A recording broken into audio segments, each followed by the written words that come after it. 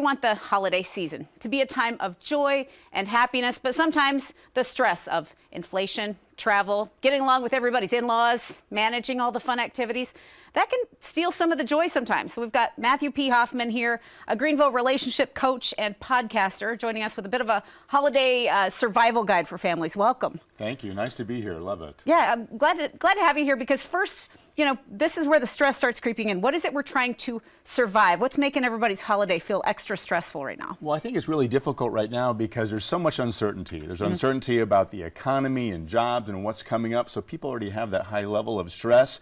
And then there's so many focus on expectations during the holidays. What can I do? And is the house going to look right? Do I get the right gift?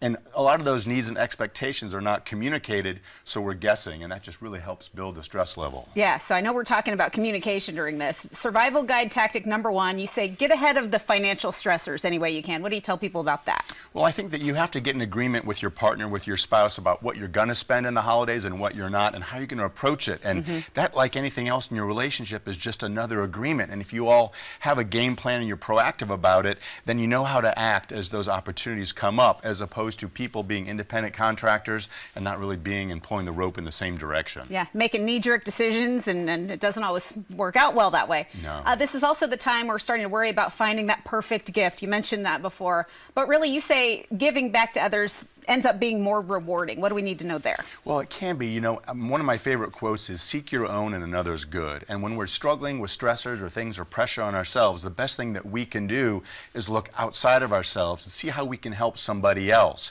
And believe it or not, helping somebody else taps the same area of the brain that food and sex do. So it actually releases that good feeling of, and that's scientifically proven. So when we're helping somebody else, we're really also adding to our own health benefit. Yeah, and so that's good to balance it out. We also have the complicated issues a lot of people do surrounding everybody's family dynamics. There's some conflict there sometimes when you're mixing all the different family members. How do we remove some of that conflict? You know, it can get dicey. And what I tell couples is, I said, you want to seek understanding first. In other words, if you understand why something is so important to your spouse or to your in-laws, then you're figuring out what the dream is within the conflict. Because a lot of times it's not what they're saying or doing, but there's a symptom that's underneath.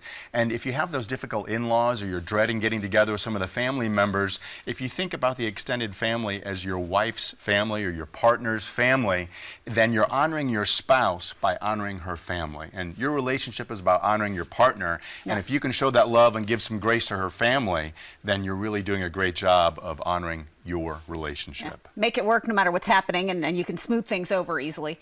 All of this is why you coach couples into intentional communication. You say that anchoring with your partner is key. Tell us what that means. Oh, that's huge, especially during the holidays. Anchoring is really getting back to making sure that you're connecting intentionally, that you're taking the short time, if it's a text, having the conversations. And I tell everybody at all times, you should really know your spouse's #1 need at that time and how you can best support them.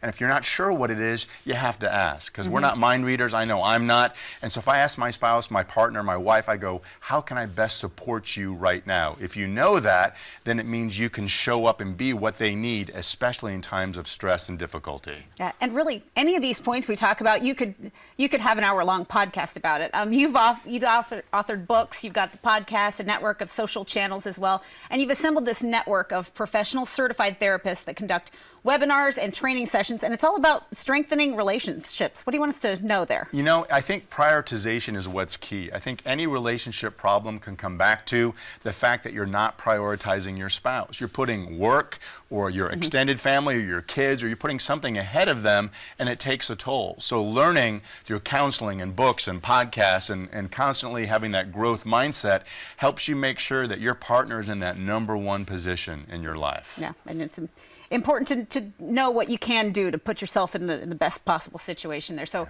your information is on screen right now. We'll put that up.